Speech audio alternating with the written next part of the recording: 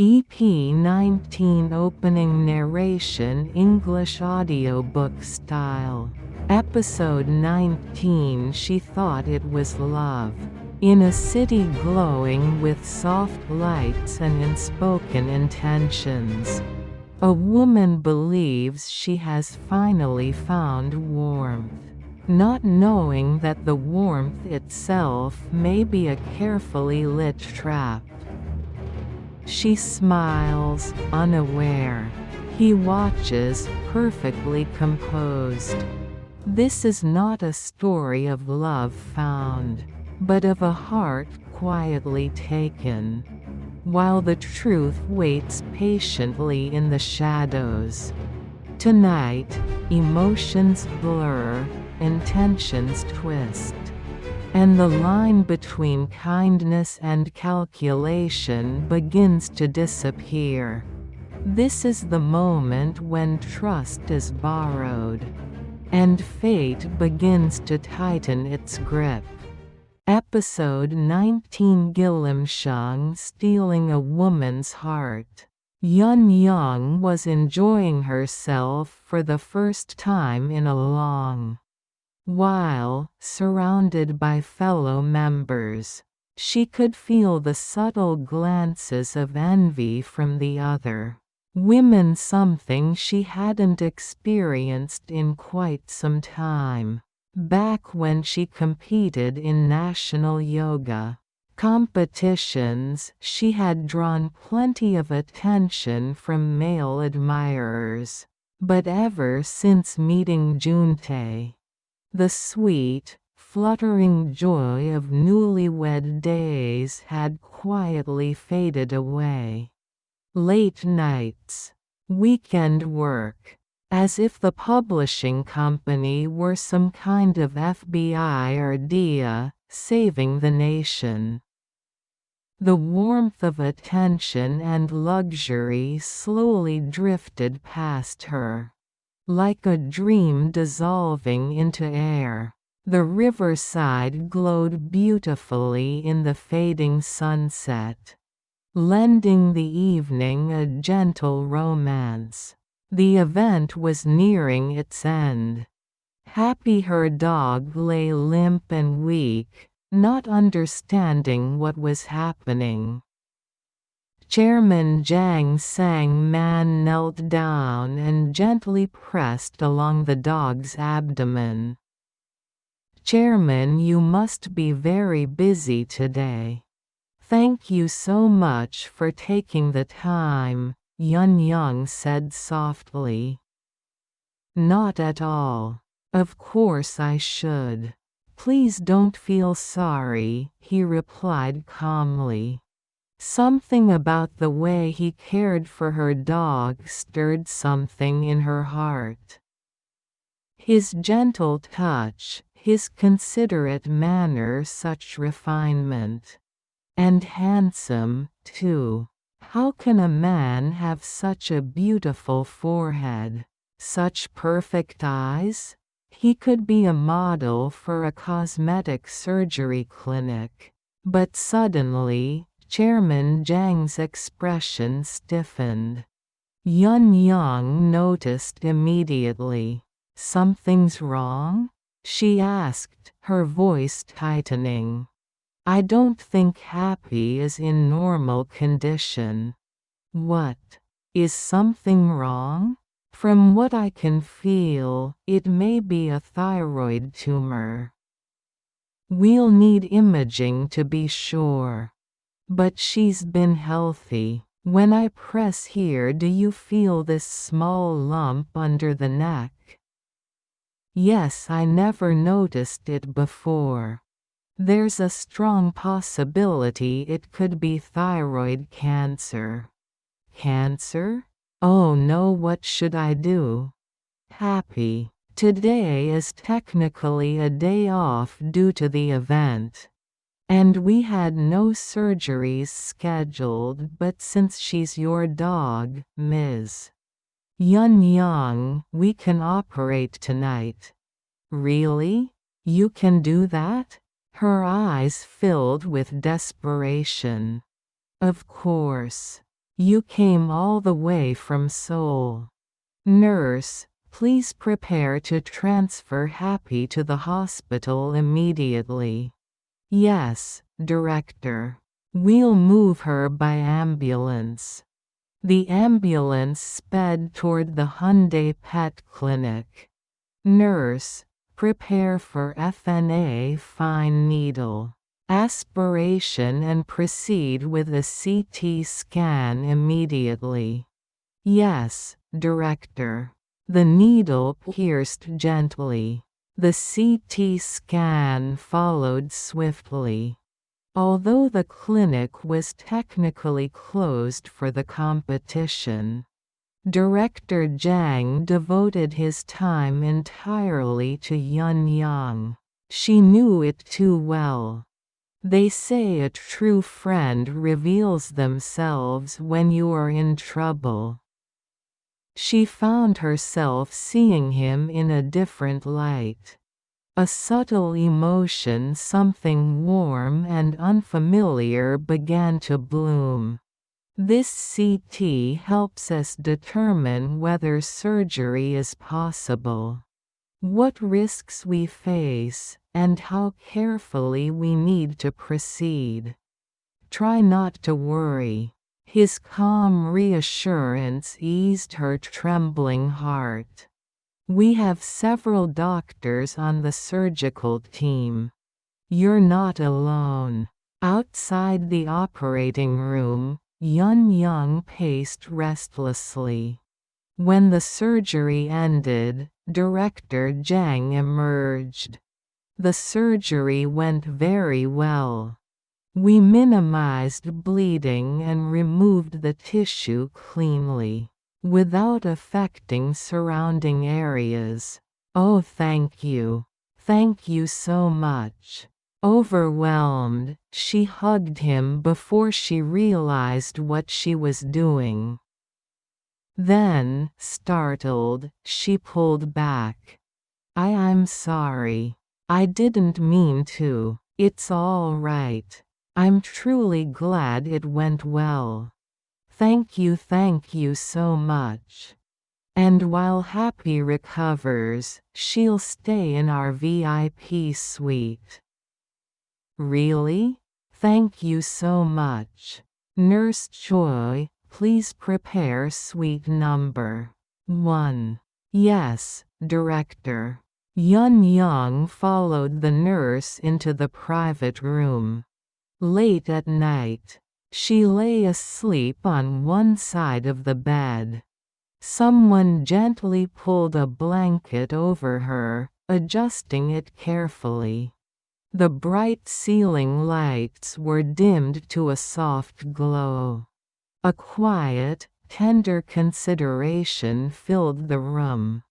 Hyun-young stirred slightly and opened her eyes just a bit. It wasn't a nurse, it was Director Jang. She froze, pretending to sleep. He's really kind. How does someone like this just appear in your life? Director Jang knew she was awake. He had hoped she would be. Near Yongdu Bridge in Busan, a shabby hagfish restaurant stood quietly. The fluorescent sign flickered on, off, trembling as if on its last breath. The briquettes ain't burning right. Hold on a bit, I'll change 'em. Sang-uk's mother replaced the charcoal beneath the round metal table, and brought out hagfish and vegetables. Tell me if you need more. There's plenty. Customers ate heartily, sauce smearing their lips. Smoke and savory scent filled the air. Late at night, an elderly man entered quietly, wearing black, horn-rimmed glasses, gray sideburns, and carrying a cane. Sang-uk's mother stiffened slightly. She recognized him. but fear flickered behind her eyes. He'd been here before. She stepped outside, splashed water on the ground, glanced around cautiously, then returned. "Ma'am, soju and hagfish, please. And lots of minced garlic." "Yes, just a moment." The old man dipped the eel, first in soybean paste, then in chili sauce, savoring each bite. "Still the best. Truly the best I've ever had. Thank you. Please come again. No place in Japan compares. Plenty of shops, but your hands they're special." "Is that so? Thank you kindly. Just hang in there a bit longer. I'll back you big time soon." "Really?" "Of course. I've got plans. Just waiting for the right time. And please help my husband." "Hush. Someone might hear. He's supposed to stay hidden." "Yes, please help him." "All right. Now bring me some more vegetables." She did, and as she did, she noticed something beneath the bowl. A note. She slipped it discreetly into her pocket. Later, while cleaning up the empty shop, she unfolded it. A map. Yongdu Bridge marked clearly. Instructions written beside it. The next day, she wandered near the bridge. A bearded street vendor stood beside a cart. "I'm here on behalf of Executive Beck from the Kaesong Industrial Complex." Executive Beck? His full name? Beck Du Seong. A verification phrase. She showed the note. The vendor looked around, then pulled a black bag from beneath the cart. She took it, clutching it tightly as she walked away. The next day, a train bound for Seoul thundered forward. Sang-uk's mother sat near the aisle, shifting constantly in pain. Her spine ached. Her legs throbbed. Disc herniation. Degenerative arthritis. Her back curved unnaturally. "If only I could sleep without pain." But even sleep betrayed her. She used a folded towel instead of a pillow. Her neck couldn't bear anything else. Doctors had suggested surgery, but she refused. When she visited her son, she sometimes received expensive nerve injections, but relief never lasted.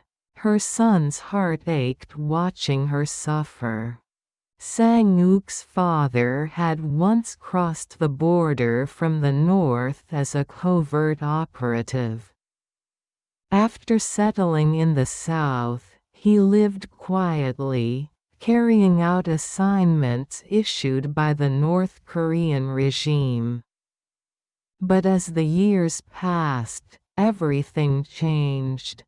He became intoxicated by money, by the taste of capital gained through covert operations. He invested recklessly, suffered devastating losses, and eventually committed crimes that landed him behind bars. From that moment on, he could no longer respond when North Korean broadcasts called out for him in desperation. He had become a liability. A traitor whose usefulness had expired. Marked as a defector by the Workers' Party, he fled, choosing exile over execution. It was the only way to protect his family. Since then, he had lived as a drifter, homeless for years, moving from place to place. Even in his sleep, he was haunted by nightmares, visions of someone coming to kill him. Yet there was nothing his family could do to help him. There was no one he could confide in. No one who could shoulder the weight of that truth. And so, time simply passed quietly, mercilessly. By some cruel mercy, Sang-uk's mother managed to survive by occasionally running errands for the Black Hand in Japan. With a little help from Sang-uk, that was how she managed to stay alive, barely holding on. Once useful, then discarded, branded a traitor, forced into homelessness to survive. Only small errands for the Japanese syndicate, occasional help from Sang-uk, that was how they survived. I don't know, they educated him in Jashongmyeon and all that. He should know better. Does that Japanese sponsor still come around? The one with the white beard? He came by recently. Told me to deliver this. She pulled the bag closer. What is this? The world's changed. Why is North Korea still the same? Shish. Are you crazy? Someone might hear. If they ruined my father's life like this, shouldn't it stop? Sang-uk lit a cigarette, frustration spilling over. This won't change anything. We can barely survive as it is. She scolded him sharply. Don't talk nonsense. Just do as you're told. Then she opened the black bag. Layer after layer of plastic, sealed tight. Both of their expressions hardened. The next day, Sang-uk stood in a public phone booth, holding a fax request. Next day, Sang-uk stood inside a public phone booth in a commercial district. In his hand was a fax form prepared for submission to a newspaper office. Fax content: classified notice, lost item notice, lost apartment sales contract, location Namdong-gu, Dongnam-dong Redevelopment District, Block 3. Address Saint Villa, Building 502, Unit 302. Owner Yang Jiam-chul. A generous reward will be offered for its safe return. He spoke quietly into the receiver. Yes, please print it exactly as written.